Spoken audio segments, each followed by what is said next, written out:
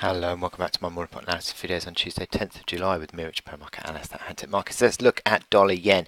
And dollar yen had looked as though it was consolidating, didn't really look as though it was finding any real direction in the near term. And then bang, we had the dollar bulls back in control yesterday. Big strong bull candle, pulling the market sort of 40 odd pips higher, and again we're seeing another gain today, sort of 25 pips. Really is testing this resistance of 11.15 that we saw the other day, breaking 11.20 today, but just pulling back a touch.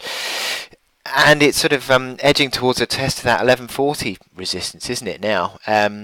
You sort of look at the momentum indicators, still remain a bit subdued. Really on the MACD line, there's nothing really doing there. RSI back above 60 is a positive, certainly, and the stochastics crossing higher again is positive as well. I mean, you'd say that this is a bullish bias without being sort of decisively strong.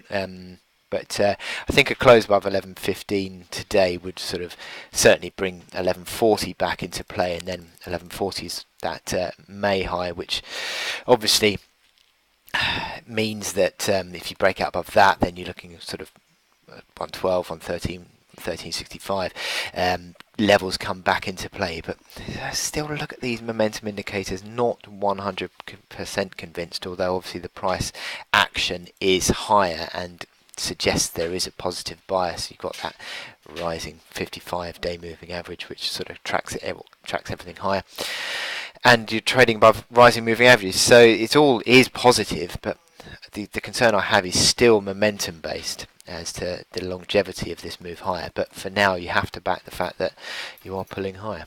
So looking on the hourly chart, you've got sort of this basis of support of a near-term breakout above 1080. Strong RSI on the hourly, just sort of losing a little bit.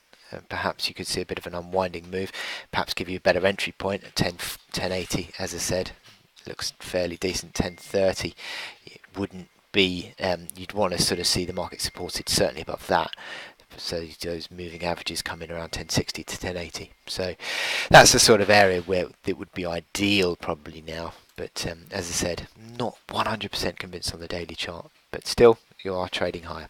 So I wish you good luck in trading today. I'll speak to you later.